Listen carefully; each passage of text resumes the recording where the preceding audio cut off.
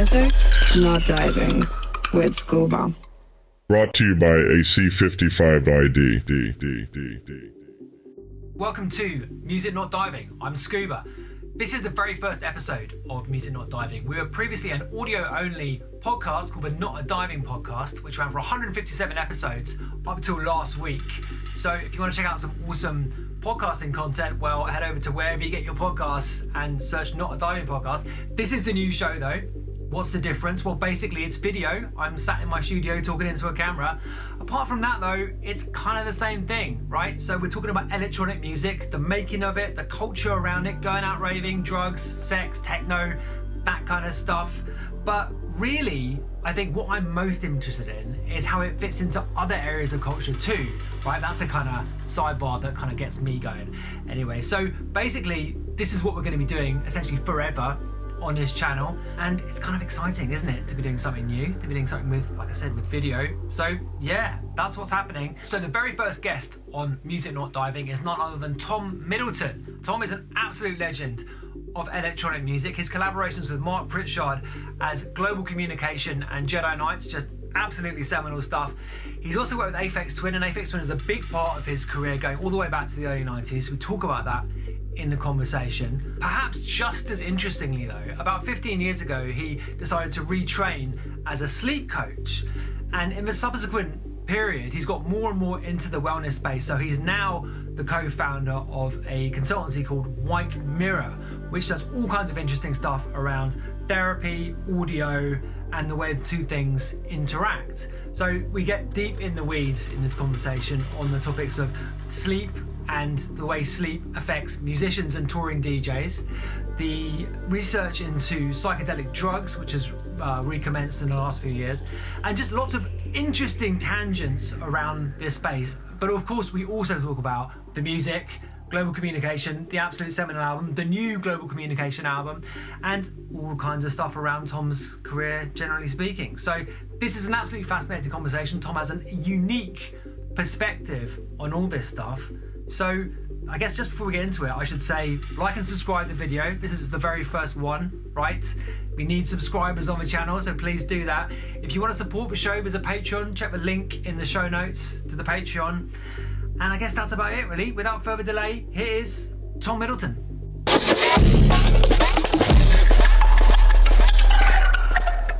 Tom Middleton, welcome to the show. How you doing? Lovely to see you. Lovely. How are you today? Are you good? I'm great. Yeah. I mean, ironically, you could say the sleep coach is somewhat underslept from bouncing in last night on a plane. But yeah, feeling very excited, thrilled to have a chance a platform to talk about all kinds of stuff. Yeah, I mean, you are the first ever guest on the new video version of the podcast. So I mean, thank you so much for doing this. I mean, it's great to have you on. We've got lots of things to talk about. So, I mean, you mentioned sleep coach. So of course, I mean, you know, this is ostensibly a music podcast, and you are obviously a legendary musician, but you do other stuff too. And you know, you told me off camera that you've been doing the whole wellness thing, the whole sleep coach thing since 2008. Yeah. Right. So yeah. This is like, you know, I guess the majority of your career you've been doing both things. Yeah, I think there was a hard pivot when I realised that this sort of relentless touring. I mean, I tell this story of like, I think there was a gig in Auckland, flying over to Melbourne, up to Sydney, up to Tokyo, across to Dubai, Paris, London, New York, LA, repeat. You know, and that's basically like 2-3 weeks. You suddenly realise that your entire metabolism is destroyed, and so I started thinking, how am I going to deal with this? You know, as someone that needs to be able to produce and be healthy and fit and be able to, you know, smash it all the time. And I got really interested in sleep architecture, which is what the components of sleep, sleep hygiene, and then how to hack sleep. And then some books came out. Arianna Huffington was talking about it, and then Professor Matthew Walker released this book, published this book, and I sort of dug deep into sleep and sort of hacking, and then decided to retrain as a sleep science coach, right. Thinking, can I help me, and then can I help the family, and then can I help my friends in the industry that are really suffering. And so it's been a sort of an interesting pivot. And at the same time, there was this realization that the ambient music that we're making as Global Communication, myself and Mark Pritchard back in the early 90s, people using it to put on to fall asleep to. And suddenly there was this moment, wait, the music can help people. It's functional, it's useful, intentional. Wow, how about we explore this? So I started creating this concept called Life Tracks, Soundtracks for Life, where it would be pieces of music that were literally soundscapes to particular journeys in your world. And then Sorry guys, that's an siren. You just go back to... This usually blocks out my siren. Okay. So I started producing soundscapes. Okay.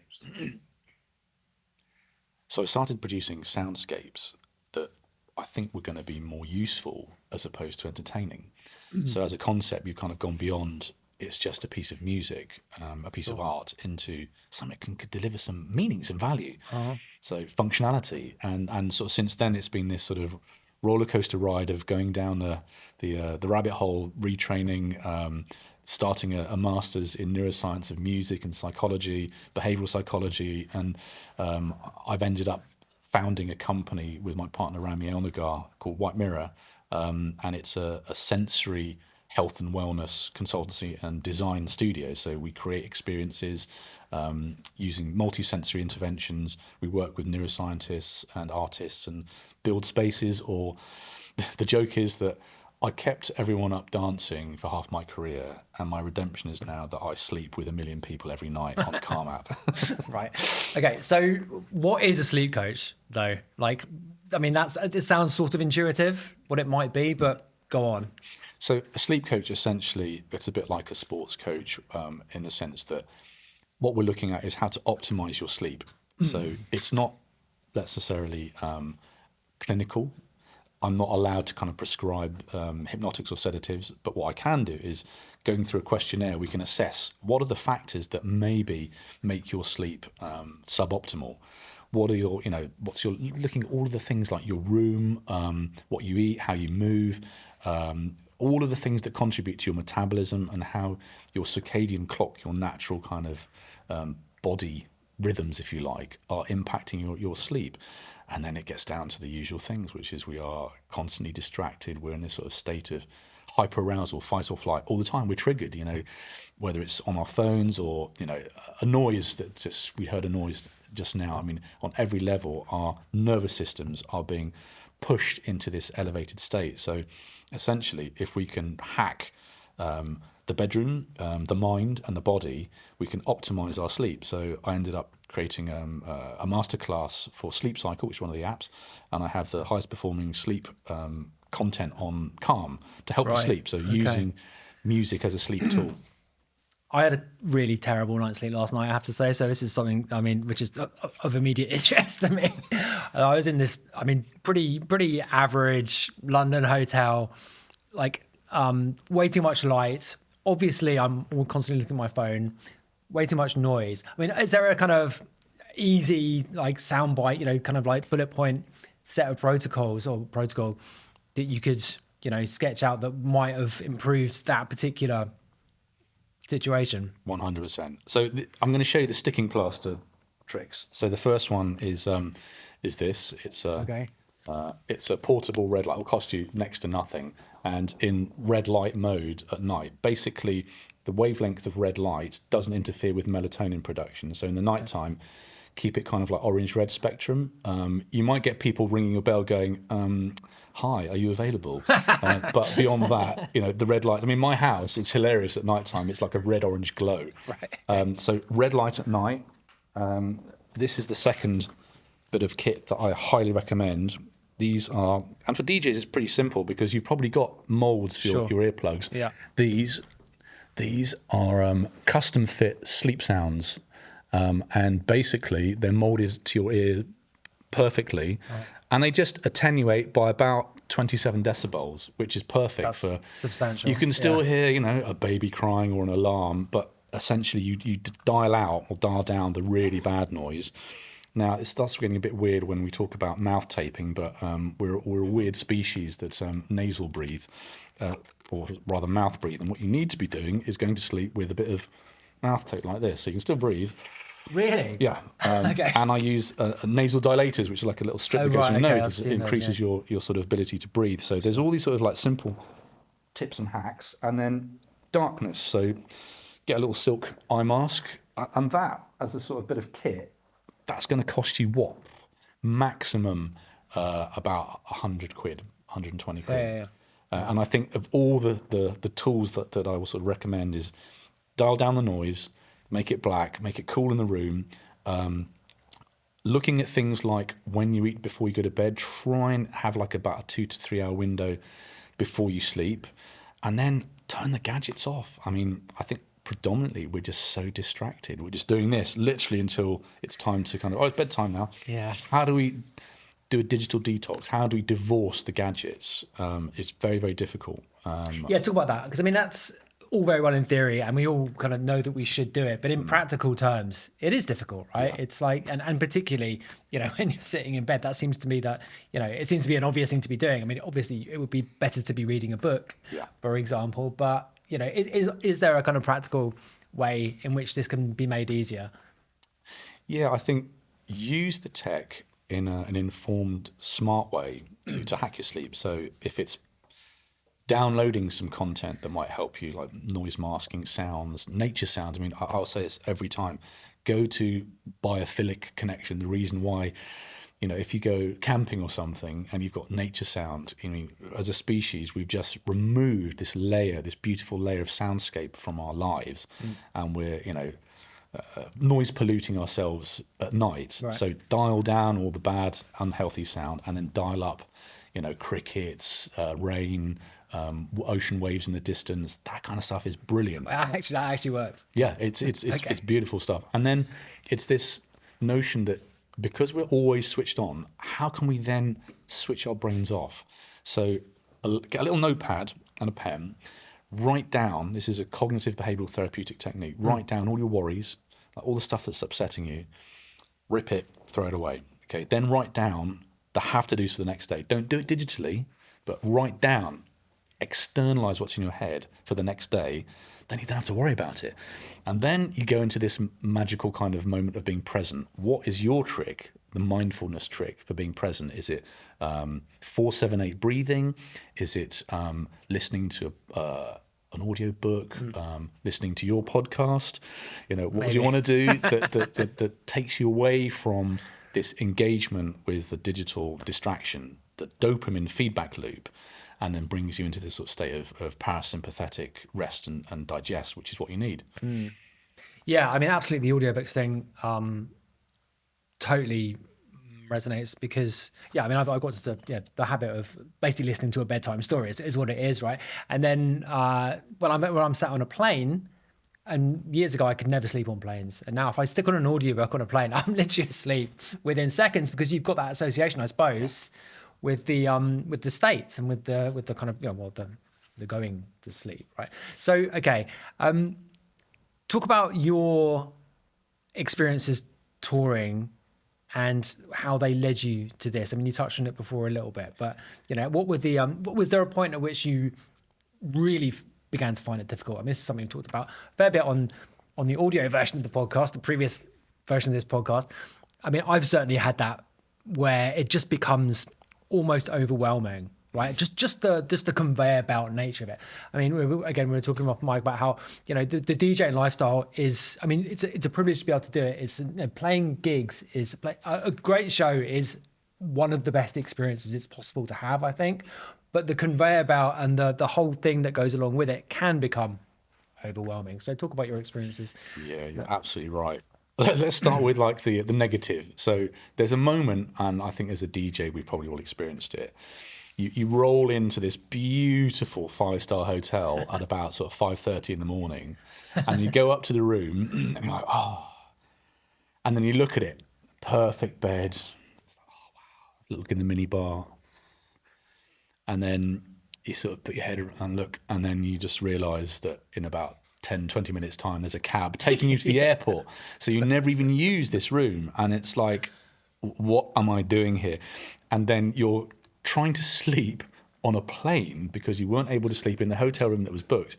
And it's like, you're banging your head against the wall because your poor body anticipates routine from, when you're a baby. It's like this routine thing, you eat, you sleep, repeat, keep it really simple. But when you're bouncing through different time zones, you literally throw your whole metabolism off completely. And so my awareness was that, my body's changing, my mind's changing.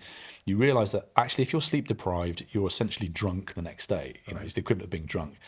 You're not compos mentis whatsoever. And things start going wrong. You get grumpy and moody, you get upset and emotional and reactive, and all of these things are not normal, but it's your poor body saying you needed to rest, you need to just take it easy and catch up on your sleep.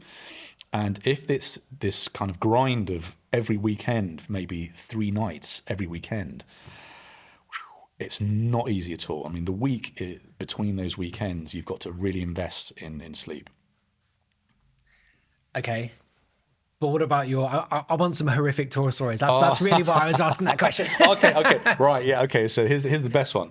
So the first time I was invited to the Miami Winter Music Conference. That's always a horrific tour story, so carry on. Yeah, it's really interesting flying to the US. So flying that sort of 5-6 hour time window is different to West Coast. So East Coast and West Coast disrupts me in a really different way. Mm-hmm. I remember going to, is it called Sushi Samba in Miami? Right. And there's a lot of very, very big names there, and I was like nervous because it's first PTSD time. just hearing that. Yeah. So promoter, everyone's together having this sort of meal before the festival, and I was already like a bit red-eye from the flight. And they do this weird thing on planes where you're fed about 4 or 5 times on a plane, so your poor body's already right. Like, you're soporific anyway, and you get off the plane. I'm in Miami, it's like, oh wow, hot and sweaty in Sushi Samba, and there's this sort of moment where the orders have been placed, and I remember waking up with salmon sashimi on my face. I basically had this sort of moment of narcolepsy from extreme times. I literally passed out into a sushi set. You needed a bump of coke, is what you needed there. Quite possibly. And then I missed 2 shows because of the jet lag. I wanted to see Masters at Work and I wanted to see Josh Wing. Josh had said, come down on the list. So I slept through 2 of I was a massive Masters at Work fan, and I really wanted to see Kenny and Louis playing together. And missed that, missed one of those moments where you just think, yeah, I need to deal with this. But that's when I first discovered melatonin as a supplement. Right. That's very interesting. Okay. Can't get it here over the counter, No. but over in Europe you can get it, and especially the States. So we can talk about that. Let's talk about that. Yeah. So what's so I've actually had arguments with pharmacists in Europe about what is an appropriate dose of melatonin to take. So what is it? Because you can buy 10 milligram Yes. capsules in America, but they give you 1 or 2 milligrams in Europe, which I've said to pharmacists, this is just not sufficient for my purposes. Right. But what is the appropriate dose, and tell me about melatonin generally? So our body naturally produces melatonin in the evening if the conditions are right. Now, that was what we do in our industry, we intentionally stay up and push through that tiredness threshold. You've basically started to disrupt your body's ability to produce melatonin. So you get a cue in the morning which says, wake up, cortisol, active, move around. Think caveman looking outside of his cave, mm-hmm. and then he awakens with the sunrise, goes out and he's active, brings his vegan mammoth burger back to the cave, goes to sleep when the sun sets, the fiery embers, the orange light, red light, it's all starting to make sense. Repeat. So we go through that and we push through it and we get it wrong. And particularly if you're in a different time zone where your body clock has suddenly had to adapt to being back in time or forward in time. So your natural metabolism is wrong, and therefore you start to produce melatonin and naturally at the time when where your home is. So there's all these kind of tactics and tricks where you can move and shift time zones. The US military do this. It's 1 hour per time zone, and you can kind of retrain your body in advance. So let's say next weekend you've got a gig and it's West Coast US, 8 hours, right? Over that week, you can prep your body by shifting your body clock that 8 hours back if you want to. So it's possible to hack it, but the bottom line is we just need to have consistency and routine. We didn't do that when we were cavemen. Right. And melatonin as a supplement, as a drug, whatever. And what is it? What is the technical term for what melatonin is? Is a hormone, right? And it's known as the darkness hormone. People call it the sleep hormone, but it's the darkness hormone. It's produced when it becomes dark. So the darkness cue, the absence of light, initiates this production of melatonin. And melatonin can also be produced from the gut via serotonin. So there's like a pathway, tryptophan to melatonin. So there's all these things you can do, like eat 4 kiwi fruit to boost your natural melatonin. Right. And if we're talking about supplementing melatonin, this is really interesting because we don't really want to be doing that. But in many countries, it's available as a supplement. So what is the idea behind it? Well, if you're not producing enough natural melatonin, perhaps you could boost your melatonin with a supplement. Between 1 milligram and 10 milligrams, as you're talking about in the US, you can get a pretty high dose. I mean, is that just a crazy amount to fit into in America, they have these like little shots, and it's got like I won't say the brand name on it, but and it's full of melatonin and L-theanine and a bunch of other things, GABA, 5-HTP. And you do one of these things and it knocks you for 6. I mean, I remember sleeping through every alarm at that point. So you've gone too far at that point because your natural melatonin is already at a certain level and then you've boosted it even more. It's really difficult to supplement melatonin and you shouldn't be doing it long term. That's the general Okay, yeah, that was rule. the next question. Yeah, Short term in sort of doses, give it about 20 to 30 minutes before you go to sleep and supplement 1 to 3 milligrams is what I sometimes use. Okay, 5-HTP, that's the equivalent for serotonin. Is it an equivalent or? It's an analog or rather the pathway to get to serotonin. There are various different sort of stages, and obviously serotonin depletion is one of the major problems for us in our industry. So I only had Tamsin Embleton on the show. Yes. Did you go through this sort of oscillation of the system? Because not really. This blew my mind. So essentially, if you think of I say normal people that have a normal life, we go to and on a weekend we have this sort of maybe 2 or 3 peak experience moments. The amount of natural serotonin that's produced, plus dopamine, plus endorphins, forget going to the gym. It's beyond that. 10,000 people in a room. If you've never experienced that, delivering that exchange, that transaction. Yeah, it's quite an experience, isn't it? It's very potent. So you have this huge kind of like peak high, and then you have a massive crash, the Blue Monday or Blue Tuesday. It's devastating on your system because, and that's probably even without taking things. I was going to say, yeah, those are obviously methods of ramping that up even further. Precisely. So 5-HTP is a really good supplement. If you're going to be out at the weekend, making sure that you're kind of topping that up on a Sunday might help you get you into the week because it's like a natural precursor to serotonin. Okay. Right, interesting. So yeah, let's talk about drugs then, improper drugs, because I had that. Well, we had that on our list of things to talk about. I've tried to make the case for drugs being certain kinds of drugs. Anyway, I mean, mentioned coke before. Coke not being in this category, but the positive case for, I mean, particularly ecstasy and various other kind of psychedelics, the positive, I suppose, effect they've had on music, on dance music, generally speaking, and an absolutely crucial role, but also I think on people generally, right? I am generally speaking positive about this, and I've tried, as I said, tried to make the case. So I think you broadly agree with me here. So talk a little bit about the role of certain kinds of drugs on both on music and also on psychology, generally speaking. Yeah, so I mean, I'm very interested in this this new movement, which is psychedelic assisted therapy. Plenty of research now. One of the individuals that I admire greatly is Mendel Kaelen, who has basically put together a platform called WavePaths, and he works alongside psychiatrists, counsellors, psychotherapists, psychologists, to help empower them when they're delivering a treatment, let's say processing trauma.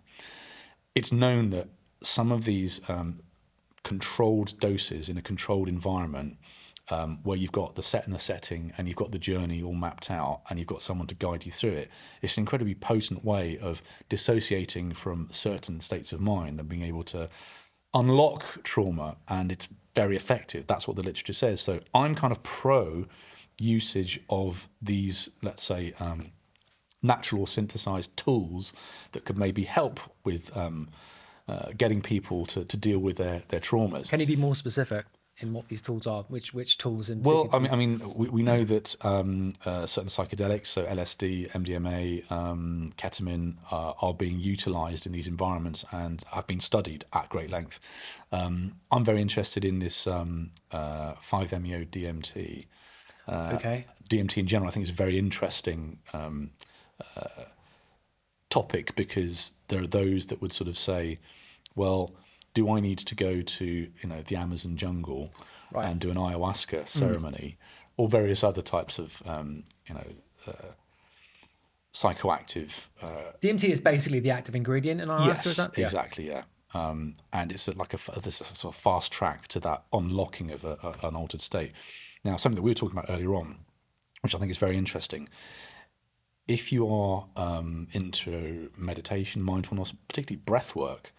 Now, I've had an experience where I was basically doing a series of breath work exercises and techniques, doing what's called a root lock.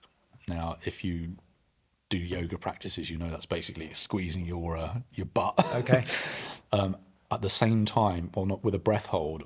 Wim Hof talks about this. He's quite sort of popular in that world. So hyperventilating, breath, root lock, breath hold, and then making this sound, which is like a ee kind of noise. And if you make the sound, ee, you can feel your head buzzing. Right. So this is utilising an exhale, your head buzzing, and it literally produces natural DMT. So when the first time I did this, I flew off down a kind of beautiful mandala wormhole. I had the full, what everyone talks about. So it's purple, blue, green, incredible kind of fractal. It was the wormhole. We were lying down doing a session, basically to kind of build a platform called Breathonics, which is music to breathe to. And this was the test. Can we do a guided breathwork session to achieve an altered state? And so I flew off down this out of body, literally did not feel my body at all, disconnected completely, flying around, having this incredible experience. And Stuart Sandyman, who is basically, he's called Breath Pod, does some amazing sessions, and he has a lovely Edinburgh accent. Okay. And so about 2 minutes into this, I was kind of flying around. I said, right, well, bring yourself back into your body. Be aware of your toes. And within 1 second, I'm flying off through the cosmos, like, bang, back into my body. But that was such a profound experience. And I've had subsequent experiences just through doing breath holding, meditation, mindfulness exercises, that we know that DMT can be naturally produced. In fact, dream state, you're getting a natural burst of DMT. Right. When you're younger, you have even more profound dream states. And that's why when we talk about make-believe, you have a belief in things you're not seeing. It's DMT. And then from the age of 10, this sort of calcification of the pineal gland. Well, we won't kind of go deep into that, but essentially there's some things start happening where you believe less, things become more, our level. But we know that these psychoactive ingredients can deliver a shift in your consciousness, can create new neural pathways. In fact, DMT not only rewires, but builds new pathways. So if we talk about the neurodegenerative disease, there is some research now suggesting this could actually rebuild the brain.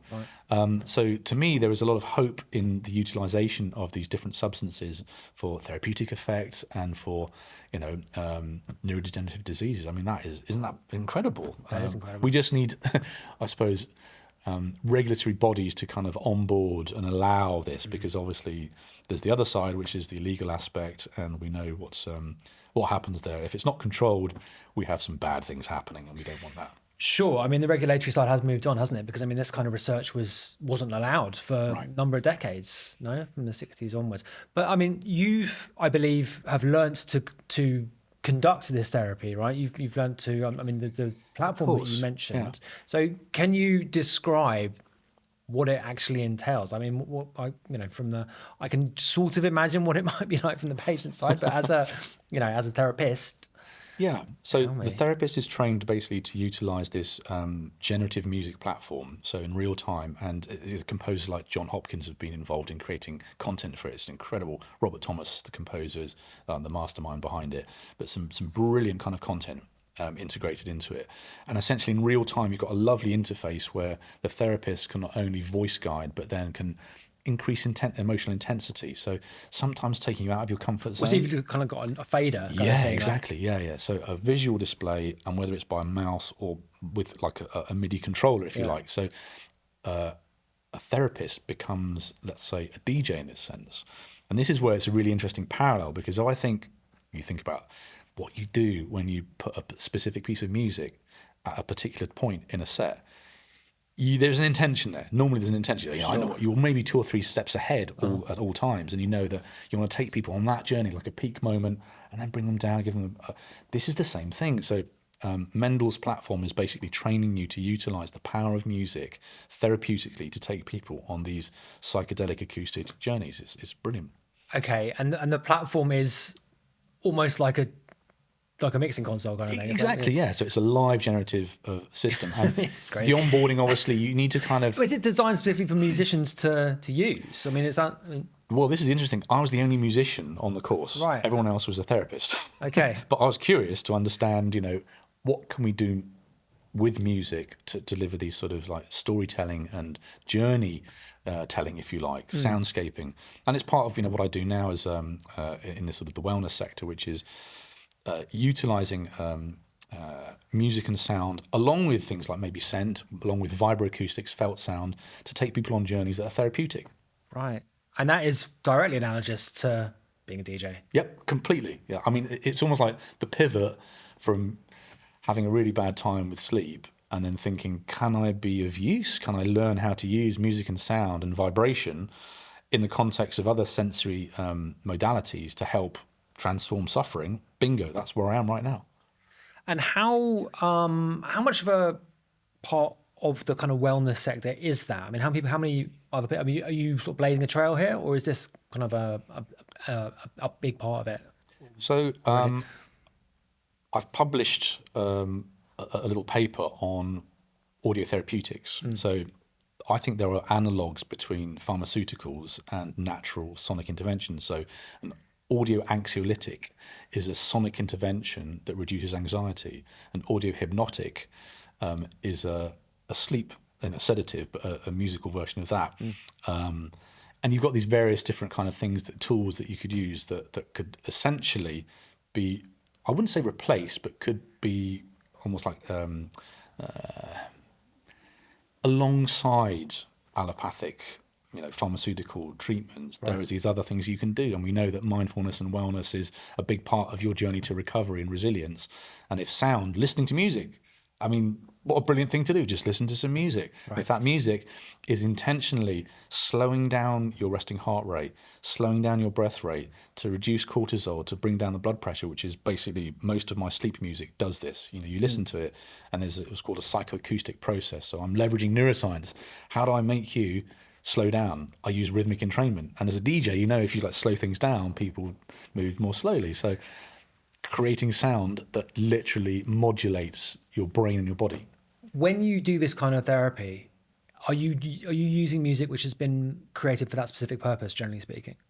It sort of depends on the circumstances. So we've built a platform to create this in real time as well. So, for example, in one of the spas in London called Seren, we've created a system, a generative soundscape system. We worked with one of the sort of massage therapists and broke down their journey of the treatment. And then in real time, you get an infinite soundscape played back to enhance and augment that treatment. Same thing could be for a yoga session, or it could be for a breathwork session. So Breathonics, same thing, created sound and music to breathe along to. So it's intentionally designed music to augment a natural kind of therapeutic tool. Yeah, and one of the other things we were talking about off camera was that the position that many extremely talented producers find themselves in today, who have a background in making dance music and making, this kind of stuff, the money's obviously just disappeared to a large extent from that. I mean, this area of the music industry is, let's face it, it's on its knees. But I mean, this is a huge market potentially, and I think an area which is potential. It has unbelievable potential for, I guess, talent which is currently kind of going to waste. I mean, do you agree with that? 100%. I've been hammering on about this for a few years now. The realization that the music industry for entertainment purposes is about 23 billion, 24 billion per annum. And then you kind of go through this, I show a slide in some of my talks, and then it's like this. And then you have another pillar, which is advertising, another pillar, which is movies, and then games. And then this sort of epic Burj Khalifa, which is the $66.3 trillion industry, which is wellness. So I'm going to now look to camera intentionally and say, my friends, if you're creators and producers of music and you're struggling right now, have a look into this sector. We're talking about things like making music for maybe YouTube channels, relaxation music, sleep music, focused music. It's a massive industry and we need more content. I say we because, I feel like I'm representing, if you like, an individual that creates content and also employs composers. So on our books, we have about 15 to 20 different composers that we are regularly working with and they're delighted because one, the brief is something fresh. Can you make music to help people relax? Okay, so what are the tricks? I teach people the production techniques of making functional music. So leveraging neuroscience and behavioral psychology, give you the tricks, and then off you go. It's then the composer's musical DNA. And if they make beautiful ambient music, they're already halfway there. I mean, you know how to tell an emotional story with music. And therefore, I think it'd be very straightforward if I sat down with you and 10 minutes, we could sort of say, if you just do this and this and this with your production, it will be efficacious for delivering an effect. I mean, it's the term functional is a little bit loaded, but actually, if you're making club music, I mean that is the definition of functional music, isn't it? Totally. Really? So it's got to just kind of directing it in a slightly different path. And like you say, there's tricks to any genre of music that anyone is operating in has its own little things that you have to do to make it that genre, right? That's just what a genre is. It's just music which takes a certain path. And yeah, it is just a case of learning how to do it, I suppose, right? And if you're talented and you're capable of doing one thing, and that one thing has become as unfortunately devalued as it has become, this is the problem. I really see, those that are sort of struggling in this space, if they're made aware of the fact that there is this pretty huge industry and opportunity, and it needs to be talked about, and if it's done ethically, responsibly, and the content that is created is delivered in the right way. Because at the moment, it's the Wild West. You've got YouTube channels with people saying 528 hertz will cure cancer. Really? Can you show me some evidence on that? I mean, there are some very interesting, solfeggio frequencies, chakra frequencies. I'm all on board for traditional sound therapeutic modalities, gongs, bowls, flutes, drums. We've been using these tribally and shamanically for millennia. There is supporting evidence, but not to the degree where you can kind of sell snake oil and say that if you listen to this binaural beat, it's going to make you, Einstein level of an IQ. Sorry, but we don't have that literature. Sure. I mean, I suppose there is quite a lot of snake oil being sold in this enormous market of wellness, right? And I suppose, there is a degree of cynicism that people have, and I'm no doubt many of the producers who are watching this are going to be thinking, okay, well, this is all well and good, but come on. But the efficacy is also there in the right places. Yeah, so there is supporting evidence. So I'm privileged to be invited to join the Global Wellness Institute's Music for Health and Wellbeing initiative, which is basically we are being tasked to look at how to provide the right lexicon, the right terms to help people navigate this world of woo-woo and snake oil to make more socially responsible music that delivers an effect. So creating like a guidance and guidelines. And to me, that's really powerful, because at the moment, if you go on some of the DSPs, they've got, focus music, sleep music, relaxation.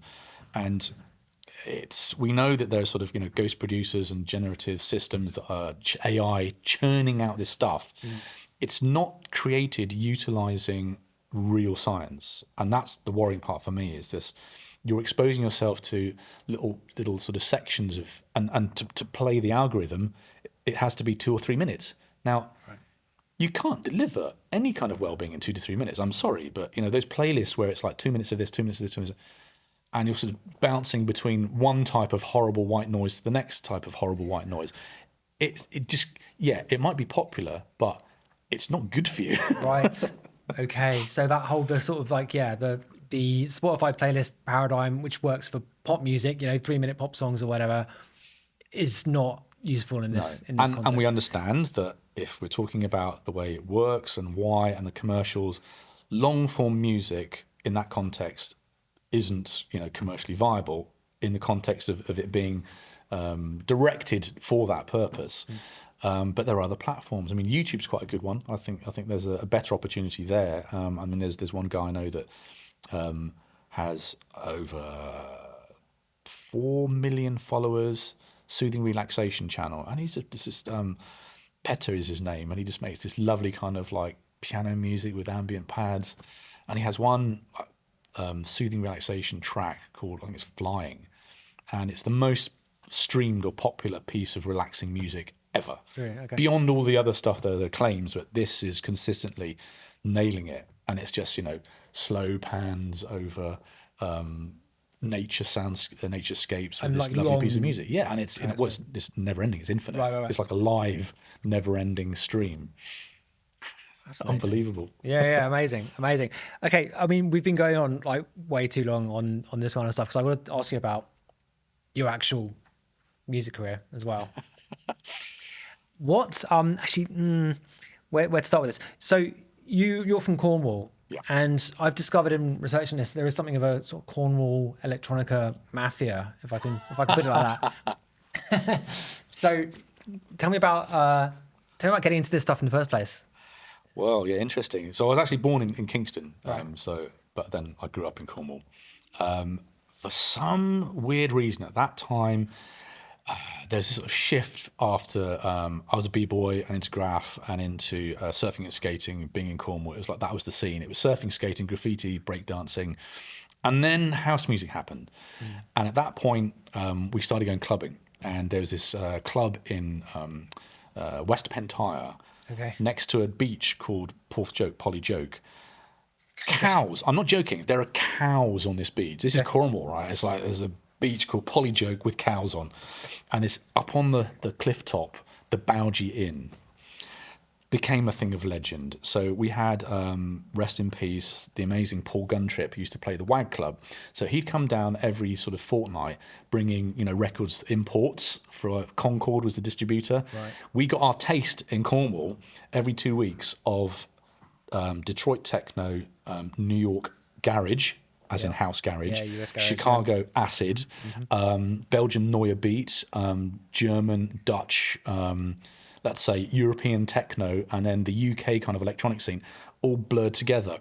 And then there's, we all started collecting records. One of our mates got a set of decks, and there was this night, and these two characters, Piers and Peabod. Peabod, phonic boy on dope.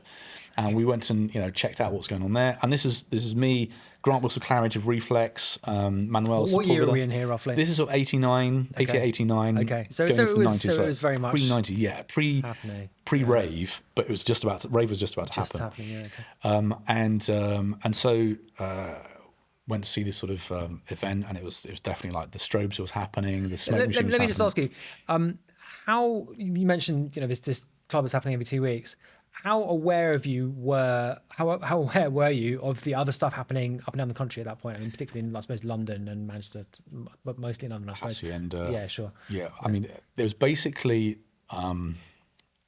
what we could kind of hear on the radio. So I was a big John Peel. Like me, Sunday nights was the charts, and then it was Robbie Vincent, and then Rankin Miss P. So I had that, and then in the week it was John Peel, and then we had people bringing their Mike Allen Capital radio tapes down. So it was the tape to tape era of mixtapes. Started being thrown around, and then we started hearing. After the sort of hip hop electro rap era, suddenly there was this house music stuff happening. It was like, whoa, what's going on here? So we started getting a sense of like a culture, and then you'd get little snippets of things happening. You'd see maybe clubbing stuff and smiley face, crystals, bandanas, and this one kid in our group had obviously gone to London and been sort of brought up to date, came down and started doing this to the D-Mob tune. Like, what's going on here? It's the whole thing, and suddenly there was this new dance thing, and the look, the dungarees, the wallabies. We were bored, and like, oh, this is great. We want into this. And so one of the nights, Piers and People were playing. I went up and to the decks, and I said, "What's this track?" This was Aphex Twin before he was called Aphex Twin, Phonic Boy on Dope, playing a C90 tape of this track called Human Rotation, and I don't know if that's a track that's available. It was on one of his SoundCloud streams, but have a listen to Human Rotation. That was the first time I heard Richard playing one of his own tracks in a club. I mean, that track has a breakdown with Julie Andrews from Sound of Music being flanged to heck. Okay. And it's like drillcore, pre-jungle, pre-everything. Really? It's just so advanced, sampling. So it was like a handshake and wow, this is amazing, mind-blowing stuff. He invited me to his house. Showed me let me ask you, what else was he playing in that set? Like what kind of... So it's interesting because it was a mix of hip house, breaks, records with drum breaks in them, mixed into Belgian Neue beat, into techno, into house, into crazy kind of experimental electronic stuff, classic sort of 70s, 80s synth pop kind of stuff. So it was a mishmash of those kind of things. And there was an instant connection. We realised that we shared the same birthday and date, which was pretty weird. Right, I've read that before. Yeah, okay, that is a bit strange. Went to his place, and in his bedroom studio, he's got two speakers suspended from the ceiling. Now, this is an 18-year-old that's already fathomed out how to isolate sound in space, like angled, but dangling from the ceiling. He's got a Roland SH-101 with the lid off. I'm like, what's going on here? That's pretty cool. And he said, well, watch. And he basically extended the frequency response range of the freak slider on the 101. Yeah. So his Roland 101 was hacked to be able to deliver infrasonic, as in below human hearing range, and ultrasonic. Okay. And we always sort of joke about, he was kind of, and bats are banging into the window, we can hear dolphins, dogs are barking. Right. But the mad thing was that when he slowed it down into sort of like 1 or 2 hertz, you're seeing the speaker cones doing this. Right. Binaural beats. We were literally exposing ourselves to, we didn't even know. I mean, I didn't even realise what was going on there, but you couldn't hear it. But you could see the cone kind of pushing these pulses in your head between the speakers. Like, that feels a bit weird. So delta wave binaural beat entrainment back in '89 in Richard's bedroom. Can you believe it? Do you know what had led him to do that? I mean, did you know what he was doing technically at all, or was it just a case of like, okay, this might be kind of fun, right? Into electronics. He showed me a video of himself on TV at the age of sort of 10 or 12 on a local Saturday morning show. And there's a DJ playing some music, and live on TV, he puts his hand up and starts messing around with it. It's that mindset of like, I'm going to mess around with things. Right. Totally curious, really into sort of electronics, a genius, and on the spectrum, full, like, mad as you get, like me, like most of the music industry people. What was interesting, that there seemed to be this sort of melting pot of Reflex Records, Luke Vibert, Richard, myself, Manuel, who does all the sleeves for Hyperdub, Marcus, who runs Hyperdub. Yeah, we should flag this book, which has been out of shop for the whole chat, about the Aphex Twin. Yeah, so featuring yourself. A Disco Pogo tribute to the Aphex Twin. So Jim, Jono and the team, they made Jockey Slut and did Bugged Out Nights. Yeah. Rebranded as Disco Pogo, they created the Daft Punk tribute book and then followed up with this one, which is on Richard. And they reached out, and I recommended some people that they should definitely talk to, including Paul Nicholson, who did the logo, my friend Manuel Sepulveda, and a bunch of people that basically at that time knew him growing up and the stories. So this is a kind of photo and interviews. There's Mark Darby, like his first record, which was I was on, and basically remember taking up to London, white labels, Sale or Return, to Chocky's Tunes and Zoom, etc., Black Market. So yeah, this is a great kind of compendium of moments in. From my perspective, if it wasn't for meeting Rich at that moment in time, I probably wouldn't be doing what I'm doing now. I mean, I was always interested in sound and music, but for him to generously, invite me into his bedroom to show me how he was making this music, show me how to do it, and then help me to make my first piece of music.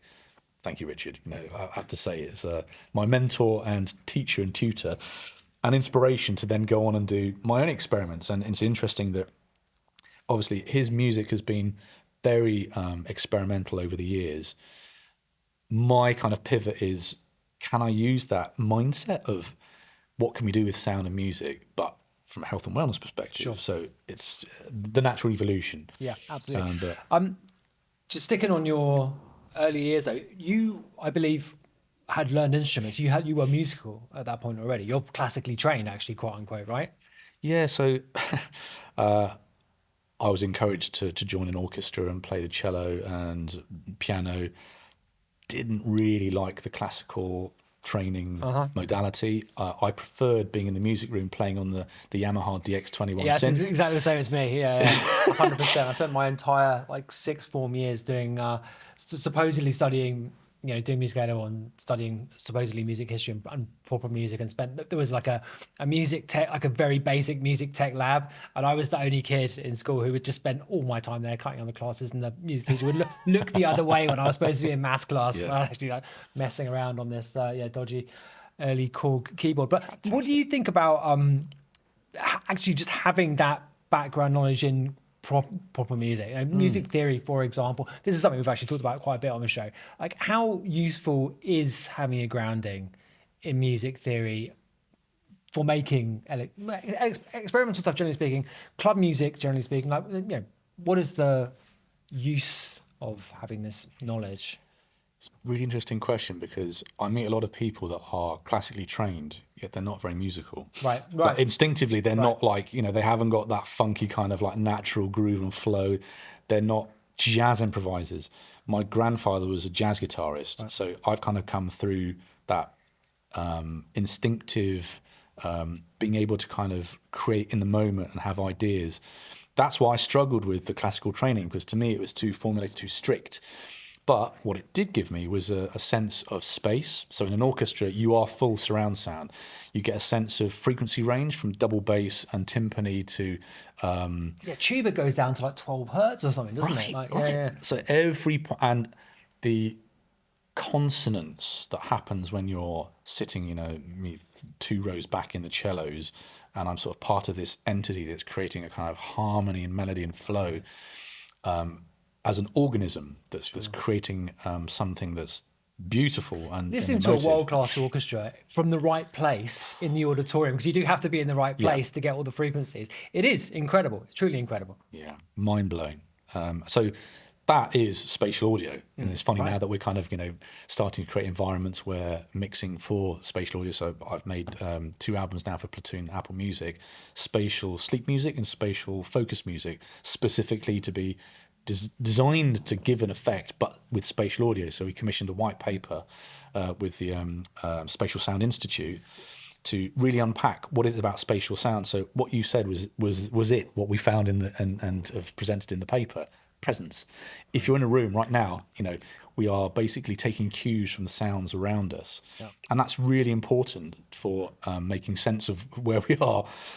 With stereo sound, you get a bit of a sense of that, but it's not quite as authentic as, put the headphones on and you've got spatial audio. Normally with stereo, and this is how I explain it to people, there's someone singing here. When you move your head with the headphones, the vocalist moves with you, right?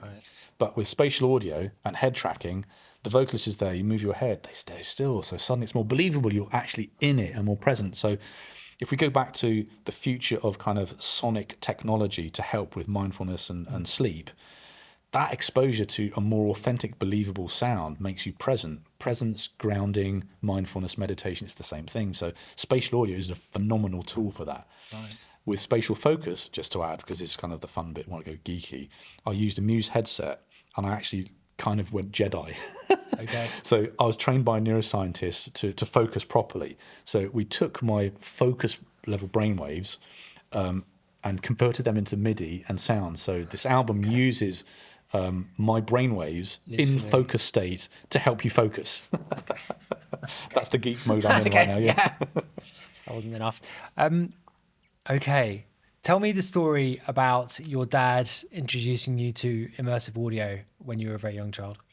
So I have this very, very vivid memory of being sat in the stereo sweet spot between these quad electrostatic speakers. So your dad was a proper audiophile. Yeah, he just loved it. I mean, he was into everything from kind of like Beatles to Stones to reggae to jazz to classical. I mean, had a really interesting, diverse record collection, kind of John Peel level of a bit of everything. Yeah, right. And he had this album by a Japanese composer called Isao Tomita. The record's called Snowflakes Are Dancing. And if anyone's heard it, they'll know what I'm talking about. To this day, Tomita is probably up there alongside Jean-Michel Jarre and Vangelis and maybe Tangerine Dream, Kraftwerk for being masters of the synthesizer. And his setup, he was doing things with sound that, layer upon layer upon layer, spatialization, frequency changes and shifts. And the music is basically cover versions of classical music. So Claude Debussy, Clair de Lune, but delivered through Moogs and Roland synths. I was listening to some of it this morning. It is incredible, yeah. Because I mean, like on the face of it, you think, okay, this is going to be, whatever. But like, I mean, the texture and the nuance is absolutely there, isn't it? It's really remarkable. Complete. So imagine a 6-7-year-old kid, and suddenly have spatial sound with that frequency range that's synthesized. So just describe the setup, if you can. So basically two electrostatic speakers that look like kind of old 1950s radiators. So they're flat. You don't see they're flat panel. They're not sort of cones. Tannoy amp and Lynn Sondek, or I forget the turntable, but he was really into the fidelity of making sure that pathway to listening to the music to reproduce this record was as clean and clear as possible. Yeah, really expensive cables, that kind of thing. That sort of level, and just sort of sitting there, and because you're getting the bass sort of transferred through the floor. Think Ministry of Sound, right? Or Fabric. Yeah. That was my first experience of felt sound, which is vibroacoustics, psychoacoustics, which is this kind of like sense of spatialization and frequency range. The experience of listening to Tomita was so emotional at such an early age. And then, from that to listening to Vangelis, and there's this TV show called Cosmos, which people might remember. Okay, I don't. What was that? I mean, it was Carl Sagan, who to me is another one of my heroes, who took people on these journeys into outer space. Humankind in the context of the Earth, it's going to be a good link into this in a minute, space and why we're here. I'm trying to answer those questions. Vangelis wrote the score for it, and it's beautiful. Blade Runner is one of my favourite movies. The Vangelis score is like right up there. So if you don't know the Cosmos music, go and listen to it. There's one track called Heaven and Hell that I'm just getting frisson and welling up thinking about it. It's so powerful. The Vangelis back catalogue is well worth investing in because he was an incredible storyteller with music as well.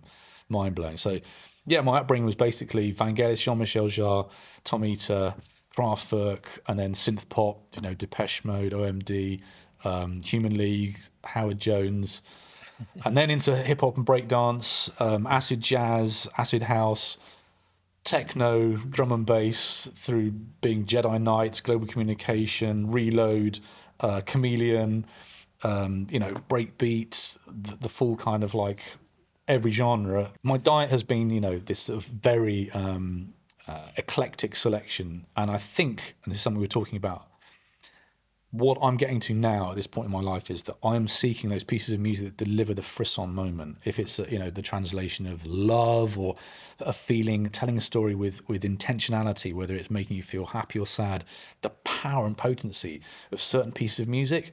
And you've made one of those, sir. And I tell you why. I can't because imagine which one you're talking about.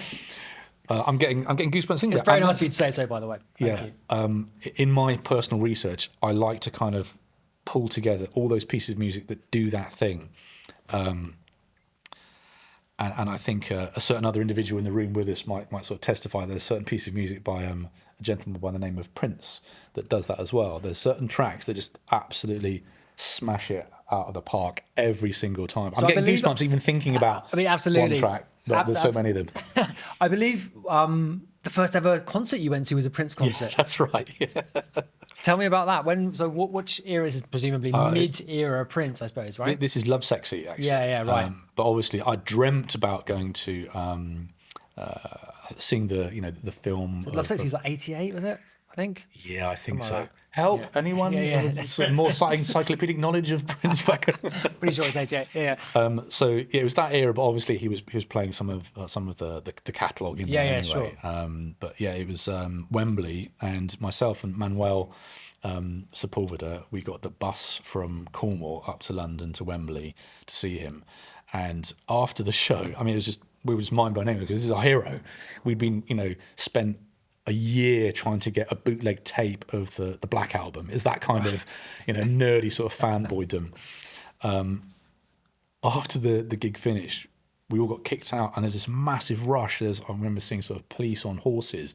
We missed the last train. Nice. And we slept rough in Wembley that night. Even better. We found some old house and just sort of slept on the... Just in case you were going to forget the experience. Exactly. And then just got the first train in the morning to get back home. It was very memorable, to say the least. Excellent. Okay, well, listen, I can't let you go without talking about global communication. So, we're a little bit pushed for time, but let's absolutely cover this. So this is your legendary project with Mark Pritchard.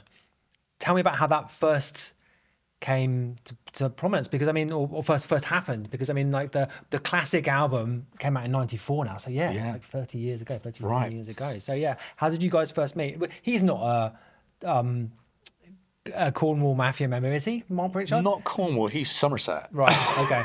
So I went and studied graphic design in Taunton, and Mark was playing in the Kingston's nightclub, playing Todd Terry, Masters at Work, Derek May, Carl Craig, Kevin Saunderson. So I was like, my kind of guy, right? Let's have a chat.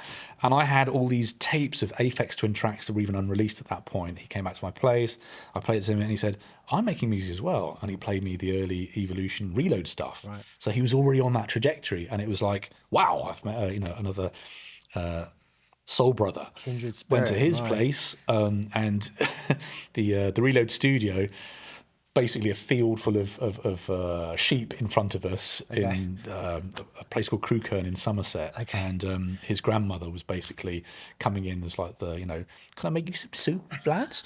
And she would sit and listen to music, and his mum would sit and listen to the music, and they loved it. And this is when we were sort of starting to explore not only the techno, the harder sort of edged industrial Reload stuff, but I was bringing, what I'd learnt from Richard and my love of Brian Eno and Vangelis and Jar, ambient and texture, and Peter Gabriel. Nice. Do you know the Last Temptation of Christ soundtrack? Right, okay, because I was going to say there's the German language stuff, which is like really kind of like abstract, isn't it, with the synth stuff, for maybe a slightly different era, but yeah. He's a production genius. And just the storytelling, and there was something about that, Eno's music for films, Jar moments, Vangelis moments. And I said to him, look, I've got this idea for a concert, which is, emotions in sound. And it was my birthday, and the track was incidental harmony. So it's got a heartbeat in it, and it's got a kind of like, we really were also exploring dub as well. Digidub was a thing at that time in the rave scene. Mm-hmm. So I was really interested in finding like these sort of delay settings, and so it's super heavy, low bass, chords and pads and samples, and creating this thing that there was no agenda. It wasn't like we're making it for a club or anything. It happens to have a kind of, a pulse underneath it, but that track was not intended for anything other than a just musical expression, an emotional kind of journey. Opsilon Minos, aka 1431, which is the grandfather clock track, that was previously released on a Evolution 6 as a B-side, as a remix of another track. Cold Cut picked up on it, Mixed Master Morris picked up on it, Collins, Favor and Dale picked up on it, Fat Cat picked up on it, Renat, RNS picked up on it, Warp picked up on it. Suddenly there was this sort of world of interest in, oh, that's interesting. People were using this track at the end of their sets. Whirligig, I think it was, they had a parachute that would drop down. So that was the track that ended. The end of night track was a 14-minute kind of experience with this. So wow, because I actually used to go to a Whirligig, and probably in that era as well, actually. So I probably, without knowing it, almost certainly experienced that. That was a very, I mean, looking back on it, quite strange, but it's still going, I think, Whirligig. Apparently so. Yeah, right. Yeah. Anyway, go on. So then the various different kind of publications got wind of the fact that there were these two lads making music. And this is, I didn't really get any press being Schizophrenia on the first Aphex Twin record at that point. Yeah. But suddenly there was this parallel thing happening where I started, I was called E621, the flavor enhancer. So Reload, Mark, me, E621, we started doing techno, kind of bringing breakbeats into it and experimenting with different time signatures, telling stories with sound. And we got booked to play. We started doing remixes. We got licensed, various deals happening, and we got asked to do a remix of Chapter House's album Blood Music, a shoegazing band from the sort of early 90s. An amazing experience, basically, that opportunity. It was basically a promo add-on, little CD thing. Bless them, Chapter House got dropped and we got signed off the back of this thing. And then we created that. It was like we were signed for an album now, and we made 7614. The idea being that. So you mentioned the song that had already been written, though. Yeah. That original song, the original track was already written, and we'd already released a record with Incidental Harmony and Sublime Creation on. Yeah. Sublime Creation, incidentally, we pressed it at 33, and the early. The Fabio and Groove Riders of this world and the Bookhams were playing it on 45. Yeah, right. It was that time when, Bug in the Bass Bin, Carl Craig played it on the wrong speed, etc., etc. Deorbit, Speedy J. There was an interesting thing happening where, proto jungle, breakbeat, speeding things up. So we were kind of on the edge of that. And Mark and I would go on a weekend. We'd go raving, listening to Bookham in Bournemouth. So that was our thing. It was like Todd Terry in Bath. And this is what we did for fun: was go and listen to Todd Terry or go and listen to LTJ Bookham. Yeah. And then we had various kind of techno acts come along. I could tell you a story at some point about Moby breaking our toilet. Go on. Please go ahead. The floor is yours. So we booked him, and this is like Moby Go era. Okay. And he was invited around. No, this is Moby when he was sort of rave, right? Yeah. So way before Play. Way before Play. This is Go, like the seminal rave track. So he came and did a live PA, and then came back to the house that I was staying with, Mark and Jess Darby, who basically ran Mighty Wolf Records. So it was a logical thing that we'd all kind of hang out at their place. They were like a melting pot of bringing the talent, whether it was Joey Beltram or who the talent at the time would come back afterwards. Yeah. I just remember Moby coming down the stairs going, "I'm really sorry, I've broken your toilet." Okay. We'll leave you to imagination. I was going to say, the details there, not necessarily get into them. But. Global communication was suddenly kind of permeating. Let me just ask you though about the record. Did you have a pretty clear idea about how you wanted it to sound when you sat down to it? Because it's such a coherent sounding piece of work, and as mentioned, some of it, at least one track had already been written. So did you know, at what point was it sort of fully formed conceptually? When you sat down to actually do it, because presumably you got signed to an album deal and you had to make an album. Exactly. Right? Yeah. And we had some starting points and ideas, and what we'd learned from working on the Chapter House album was that we didn't have to just limit ourselves to synths and samplers. We could bring in guitarists and percussionists and singers and vocalists and just really utilize what was on our doorstep. In other words. PJ Harvey's producer and engineer, recording studio, and just sort of going high quality. And at some point during the process, this sort of idea came to me: why don't we remove names and just use durations and let people make up their own minds what this song means to them? And eventually it became a thing. So the album is 7614, which is the duration of the album, and all the tracks are numbers, which very difficult to remember which track you like, because we missed that trick at some point. But we invited people to send in sort of feedback, and we got inundated with like poems, intimate letters, like a troop somewhere in Afghanistan saying if it wasn't for this cassette of the album, I wouldn't have been able to get through this. Right. So being used to give birth to, being used for trauma processing, and this is the full kind of circle, if you like, of an album that was used beyond just music for entertainment and listening, but something that was helping people. And yeah, I guess over the years it's sort of been we've put it out a few times, and then I'd say the magnum opus version is the Warp one, which is like the box set with new artwork and sort of remastered, and that's definitely the one to get hold of if you can. Yeah, nice. Well, listen, and then go on. The evolution of global communication into galactic communication. That was what I was just going to say. Exactly right. Because tell me about the relationship between the two records. I mean, obviously made in a very different way, presumably. Yeah. So Mark obviously went off to do his Harmonic 33 thing and the various different Africa high-tech projects.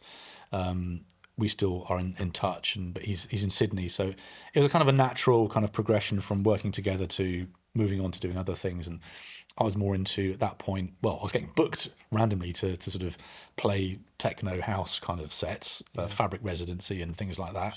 Sure. Jedi's Night Out on Mixmag, and suddenly I was getting remixes, and it was I'm in London now and I'm doing this scene. And then Mark was still back in Somerset and then moved to Australia. So it was a natural kind of moving on. Just a quick moment to say, Horst, rest in peace. Thank you for your contribution to a musical legacy. Because of course this is on K7. Yeah. Horst being the founder and as well who passed away last week. Yeah. Very sadly. Yeah. We'll sign this and Will Saul. Yeah, Will Saul signed this. And it was a really interesting sort of project where, again, if you think about the concept of global communication 7614, which is allowing people to kind of experience on these sort of terms, this became my, if you like, comment on climate change. Okay. How can we be better stewards, planetary stewards on Earth, at the same time knowing that at some point we might be going off-world? I'm fascinated by exoplanets. So this is called Teagarden B star. Now, It exists.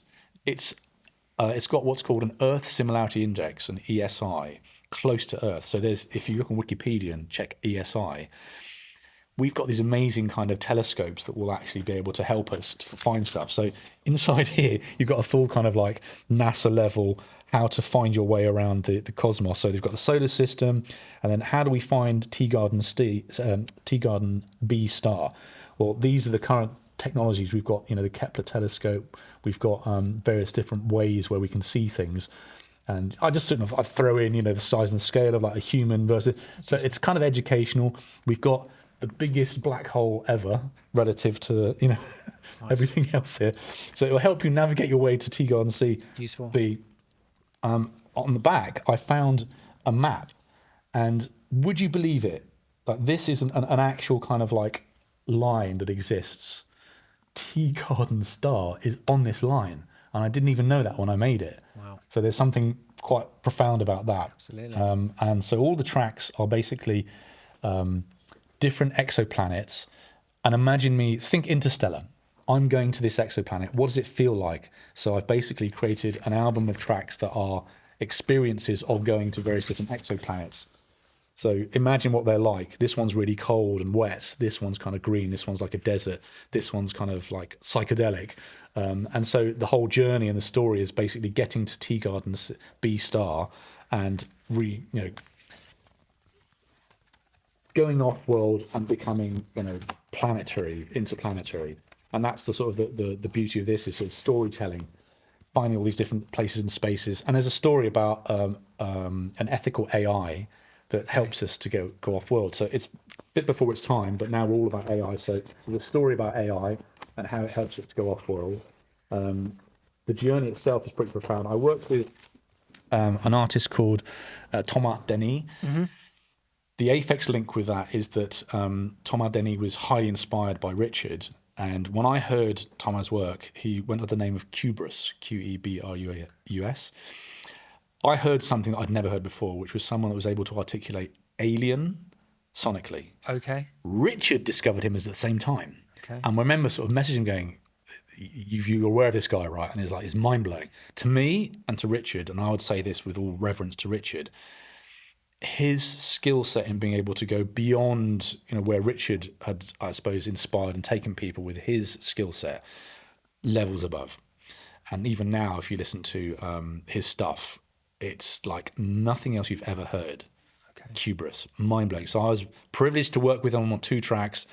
Sadly, he passed away in the middle of this project. It was like, I couldn't believe it. So we had all these ideas of creating these exoplanetary languages and soundscapes. So some of the tracks in here there's one track called Transmission. And if you listen to it, you'll get a sense of the frequency kind of spectrum. Thomas went to Houston for a gig that Richard was playing at. He didn't know him that time, but he loved him and he went there. Richard played one of his tracks. Okay. And so we could say that he moved on to another level, right. Having known that his hero played his track. So it's a nice sort of testament. Which is always a great feeling. So yeah, this is GCOM logo. It's a hexagon. You've got loads of kind of like interesting symbology in here. This is Metatron's cube, and this is Earth. That's at Cape Canaveral. We know that the next journey for us is, we're calling it boots on the moon in the next sort of 10, 15 years. Right. Elon wants to get us boots on Mars, 10, 15 years. And I'm quite interested in, how long would it take to get to Teagarden? Yeah, how many light years is that away? it's quite a few, sadly. Yeah. Substantial distance. So there we go, from global communication to galactic communication. Tom, this has been great. Thank you so much. Thanks so much for being the first ever guest on the new version of the podcast. What a privilege. Right. Sleep well, everyone, and do reach out on the various social channels or wherever via Paul if I can help you all sleep a bit better.